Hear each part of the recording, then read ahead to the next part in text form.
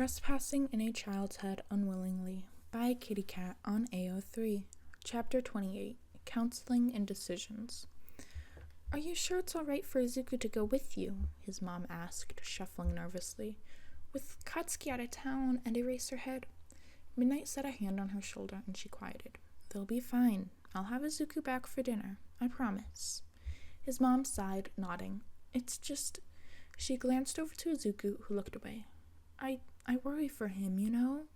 Midnight nodded. It's only natural, but I promise I will take good care of him. Plus, it could be nice for him. In class, Midoriya, Eri dragged the word out, appearing from around a corner. Izuku took his attention off his mom, turning to the little girl who walked up to him.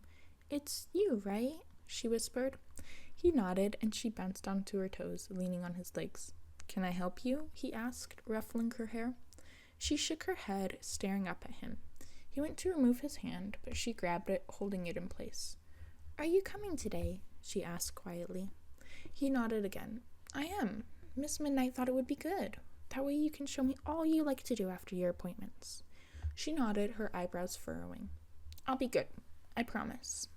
Izuku nodded, turning his hand and taking hers in his. I know you will, he said, squeezing her hands. I heard you got some new toys. Can I see them? Her eyes went wide before she nodded furiously. She pulled him off the chair, and he nodded to his mom, who watched after him. It wasn't until they were out of her sight that the anxiety eased a bit in his chest. This is a teddy bear, Eri said, shoving something into his hands. He nodded, holding it gently. What's his name? He asked, setting the bear on his lap. Her eyebrows furrowed. Name? Why would I name it? She asked, tipping her head. Izuku hesitated, biting his cheek. Well, it's normal to give stuffed animals names. I know I had a few with names. Normal, she whispered. Oh, he stuttered. Well, not normal, but let's give him a name, huh? He asked, trying to redirect. Eri nodded, her lips pinching as she stared at the teddy bear in Izuku's lap. Name, she said, before looking up at Izuku. What would you name it? Izuku shrugged. I can't choose. It's for you to choose. She frowned, getting close to the teddy bear before backing up. I don't know, she whispered. Well, I'm sorry, she yelled, tears springing to her eyes. I'm sorry. I'm so sorry. I don't... Whoa, Izuku said, setting the bear aside to kneel by the girl. It's okay. I'm not upset. There's no reason to be sorry, Eri. Eri rubbed at her eyes, shaking her head. No, I'm sorry. I should know. You're gonna be mad. No, Izuku said, shaking his head. He held her shoulders and she tensed up. I won't ever be mad at you, Eri. It's okay. It doesn't matter. She didn't say anything, and Izuku bit his lip. Can I pick you up? He asked softly. She nodded, and he grabbed her tightly, picking her up off the floor. She wrapped her arms around him tightly, burying her face into his shoulder. Izuku, Mom asked, racing into the room. She paused in the doorway, Miss Midnight beside her. Is she all right? Izuku hesitated. I don't know. I was trying to play with her, and she just started crying and apologizing, and Miss Midnight pushed through the door, kneeling beside Izuku. Eri, sweetie, are you okay? Eri nodded and made a muffled noise into Izuku's shoulders. Miss Midnight sighed, standing up. She's all right, Midoriya. She tends to get like this before her appointments. It's hard for her. If you don't want to come... No, Izuku said, holding Eri tighter. No, I want to go with you. I want to help. Miss Midnight nodded. And I want to make sure you are okay with this, Miss Midoriya. I'll have him back for dinner. Mom looked down at him and he nodded. She sighed, doing the same. Yeah, with Katsuki gone, it'll be good for him to get out of the house. Are you sure you can watch them both? Of course, Miss Midnight said. We know Eri is most likely... She hesitated, looking down at Eri. We'll be under surveillance and our location is constantly monitored. I assure you that Eri will be fine, along with your son. Eri stopped crying on his shoulder, but she didn't raise her head. I'll watch out, Mom, Izuku assured her. She nodded. Okay, Miss Midnight said, ruffling Izuku's hair. Let's get going then. Izuku nodded, bouncing Eri up higher. Okay, Eri, we're going to go now. Are you ready? He asked quietly. She nodded, but didn't move her head again. He paused before he grabbed the stuffed bear and put it between them. Izuku, his mom said, grabbing his shoulder as he tried to follow Miss Midnight out. Izuku shook his head. I promise, I'll be fine, Mom. I know what to look for, and the Vestiges are going to help. I can protect myself. She nodded. I know. I love you. She kissed his cheek, and he did the same back. Okay, we're going to be taking the train. Are you good carrying her till we get to the appointment? Izuku nodded, and she grinned. Great. Come on, kid. He followed beside her, rubbing Aries' back gently. Hey, Miss Midnight said as they boarded the train. Are you going to switch out at any time? I mean, you aren't usually the one sitting in my class. Izuku nodded hesitantly. I'll be fine. Unless Eri needs 7 or one of the others, I think I'll be good. I'm trying to get used to it all. Miss Midnight chuckled, nodding. You're a good kid, Midoriya. I'm glad that you did what you did. She nodded down at Eri. Is she asleep? Izuku tipped his head back, trying to look at her. Her eyes are open, but she's just kind of limp. Miss Midnight nodded. We're working with her on her mechanisms, but she still has some from where she was before. Shutting down is one of them. Where did she come from? He asked quietly. I know it's an ongoing investigation, but I want to help. I want to be able to help her. He bounced her over to his hip, and she groaned, but didn't move. Well, Miss Midnight hesitated, tipping her head. We've told you to look out for the same man you took her from, and there's not much else I can tell you. Just know it wasn't a good situation. Quirk abuse. Quirk? Does it have something to do with her horn? It changes size every time I see her. Is that normal? Is it a mutation quirk? Miss Midnight raised an eyebrow, and Izuku bit his cheek. Nah, Miss Midnight said, laughing slightly. Don't worry about the rambling and questions. I can answer a few of them. She leaned back against the wall, yawning slightly. Yes, her quirk does involve her horn. It had to do with her power store, basically. We've used eraser heads to slow down the buildup. So, how does it work? Izuku asked, leaning back on the wall. If it's a stockpiler quirk, it has to get powerful enough if you need eraser head to help out, but his quirk won't allow release of a quirk. And it would be dangerous to have her here without him if it's that strong. Miss Midnight nodded, and he went to say something before pausing. I'll talk to you about this later, okay? He nodded, and she grinned. When the train lurched to the 3rd stop, Miss Midnight stepped out. Izuku followed behind her, adjusting Eri again. So, what exactly do I need to know at the appointment? She shrugged. Not much. They'll ask you how you and Eri met. You can tell them the truth. They are protected under the Commission for Quirk Control. Izuku nodded, and she sighed. Well, it's pretty simple. They'll try to help Eri control her quirk in the first half. The next is counseling. It drains her pretty quickly. Izuku nodded. He remembered the quirk counseling sessions from when he was young. For him, it was hundreds of tests to try to find out what his quirk was. They would leave him hungry and tired when he actually attended. Eri couldn't switch out like he could. It was strange to be around so many people again. He had been trying, but most days he just felt bad when he couldn't make it to the end. It was just so tiring. He had a hard time imagining how it was for others. He couldn't blame Eri for shutting down. Eventually, the second train they had got on lurched to the right stop, and Miss Midnight helped him off, Eri still attached firmly to his chest. He didn't push Miss Midnight for any more answers as they walked. Eri's horn bumped into his face every other step, leading him back to the issue at hand. Quirks. He was good with them. He had never seen her use her ability, had he? She'd never used it when they had taken her from that man, or any of the times he had been over. That man had known it, though. He had found a way to exploit it. That could be done with any quirk, though. Use Miss Midnight's quirk as a sleeping agent, or Mr. Eraserhead's to cancel out others. It didn't narrow it down much.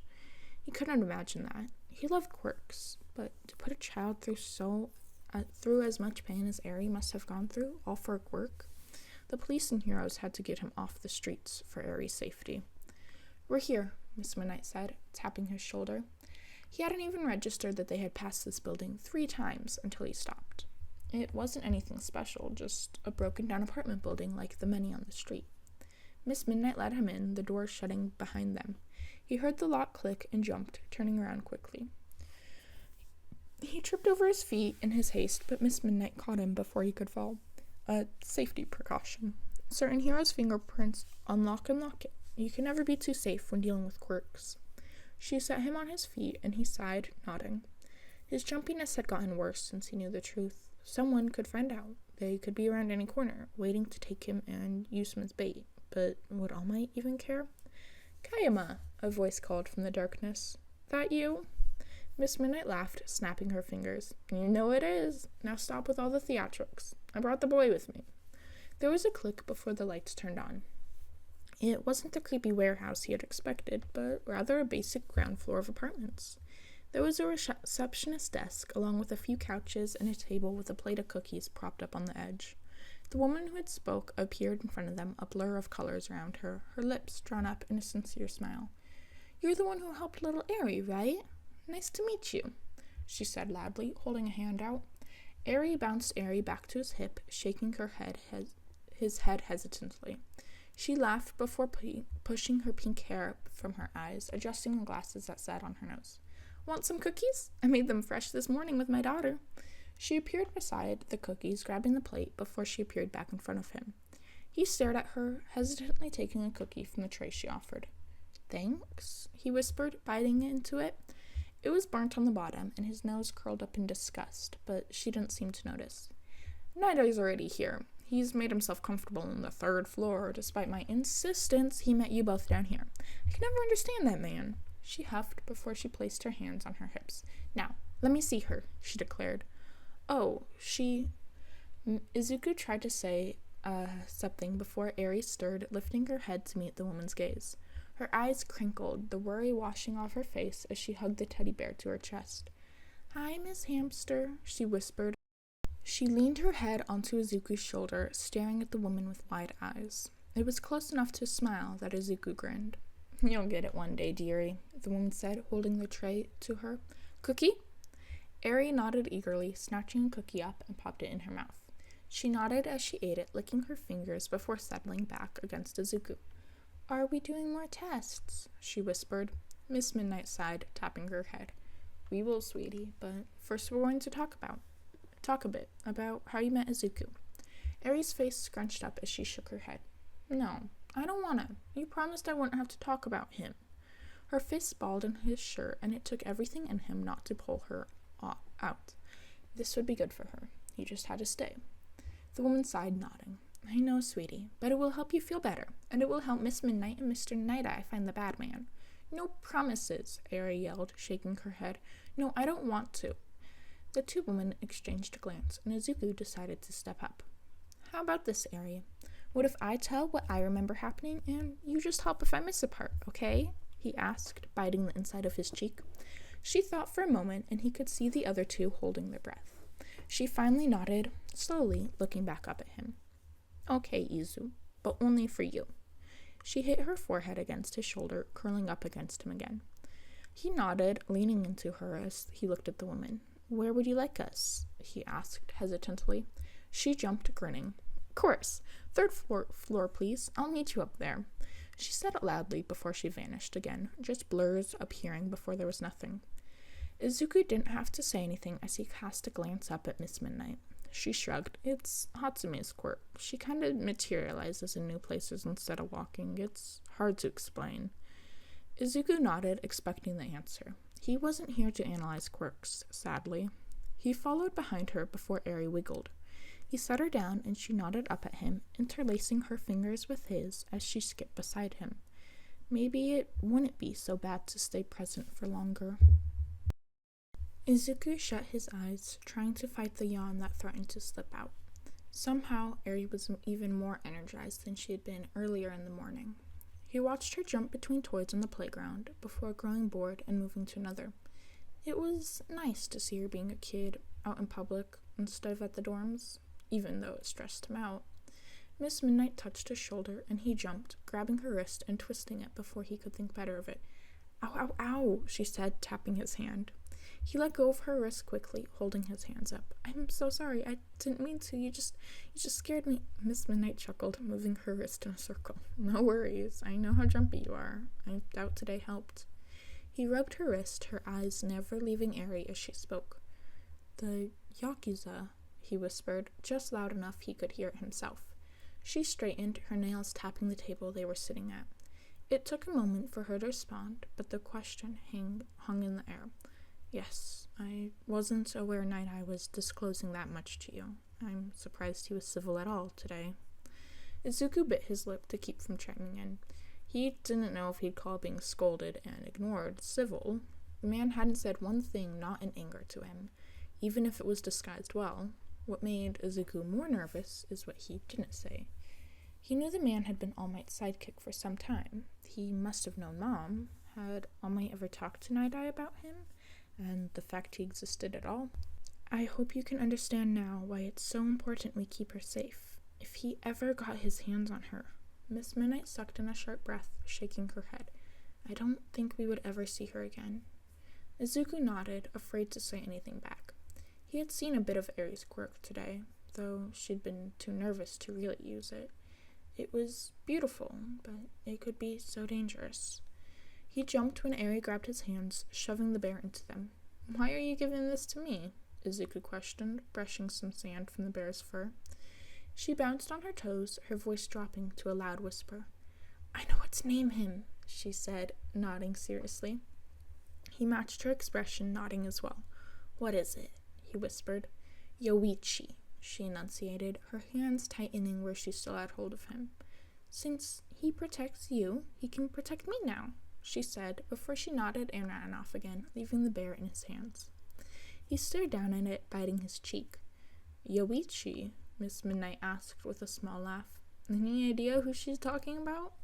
Izuku shook his head, hugging the bear in his arms.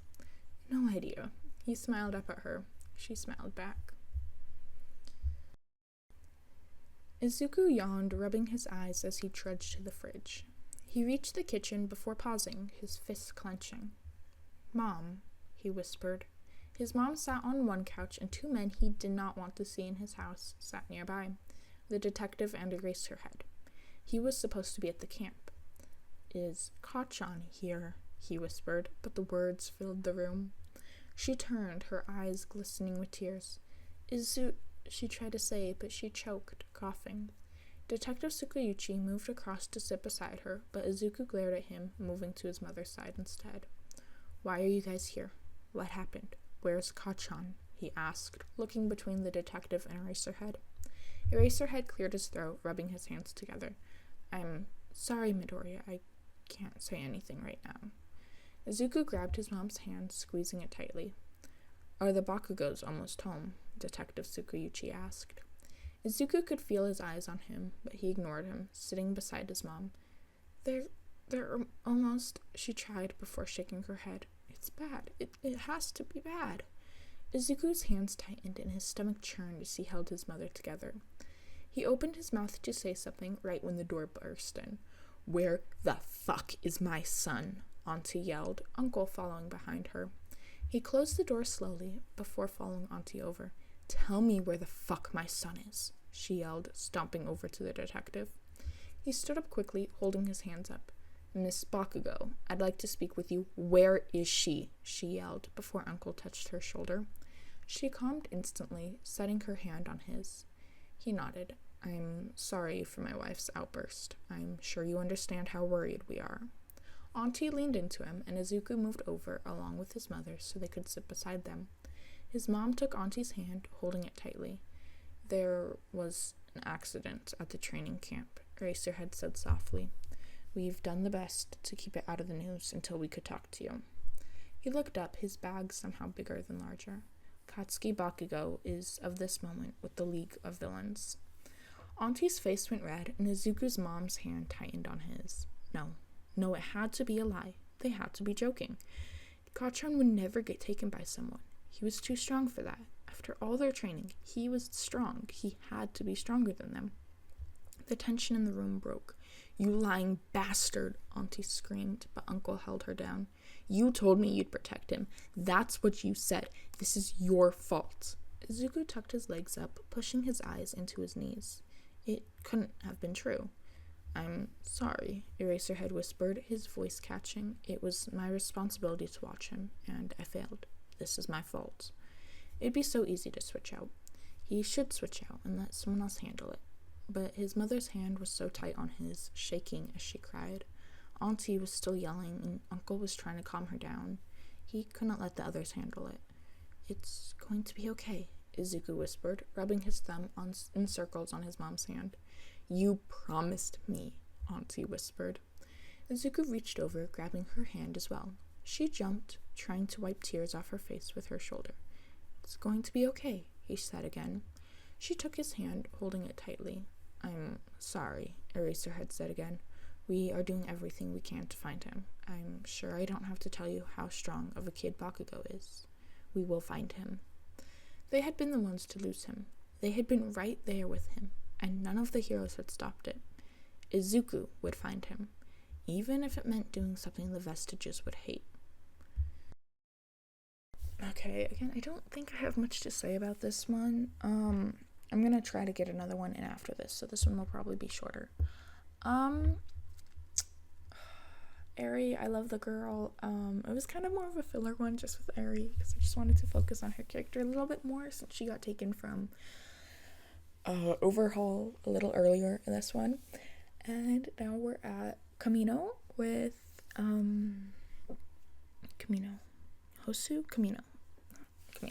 we're at Kamino with Bakugou getting taken. Honestly, this is kind of where most of my stories just kind of end up, is at Kamino. Everything past that I kind of don't really write. I don't think I ever have written past that. Truth be told, I haven't even seen the last season of My Hero.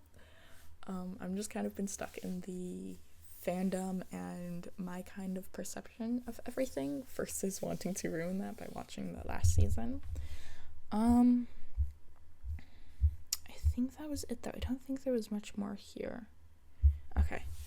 The next one is called Kamino, and it is the raid. And I will see you guys in that one.